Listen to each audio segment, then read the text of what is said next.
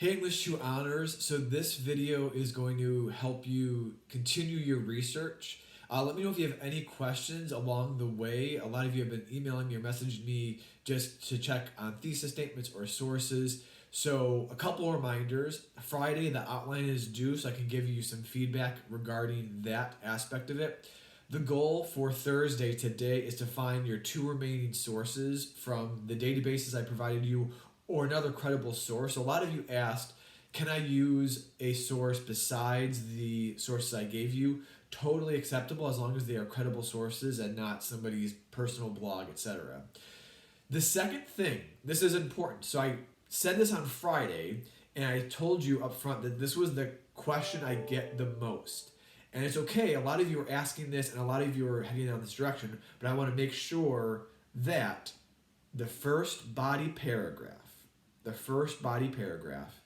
is not supporting the opposing side. You are not supporting the opposing side. You are providing evidence that says they are wrong. You are providing evidence that says they are wrong.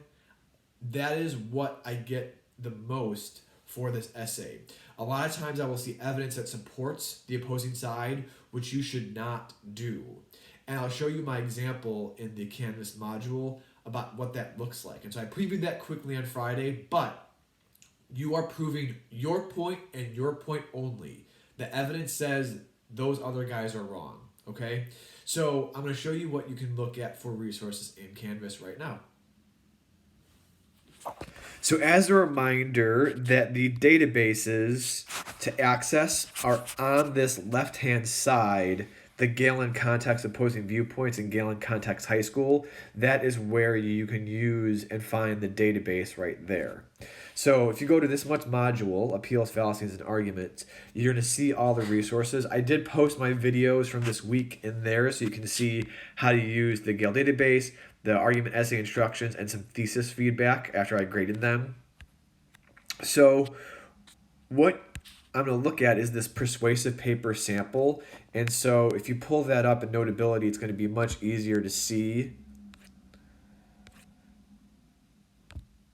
There's the outline template. So here's the persuasive paper sample. And so the refutation of the opposing side happens in this first body paragraph. So the opposing side says this: the argument that vegetarians do not get enough protein is inaccurate, right? That's what they say, and now you're going to provide evidence of why they are wrong. The opposing side's most common claim is that plant protein is not sufficient enough for the recommended amount of protein. The claim is disproven by a number of credible sources, including the American Dietetic Association, the Association of Food and Nutritional Professionals, and is committed to improving the nation's health. So you've established their credibility here. According to the ADA, quote, the protein intakes of vegetarians and vegans appear to meet and exceed protein requirements. Note that this is refuting the opposing side. It's not saying why protein levels in vegetarians are not sufficient.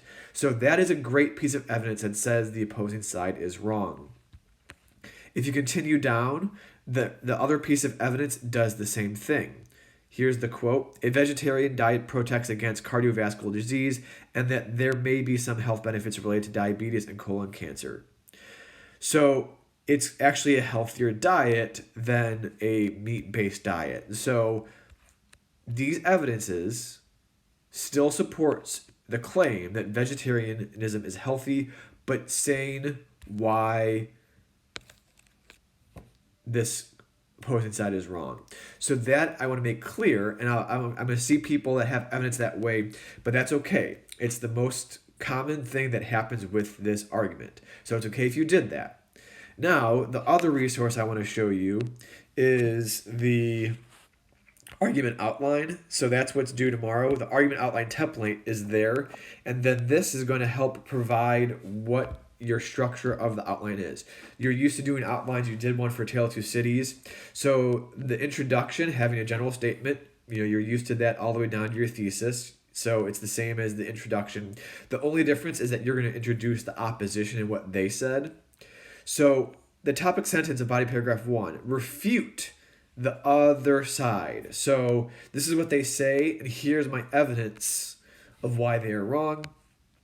Then your second body paragraph, have a transition that says what you are proving, and then having your two evidences there.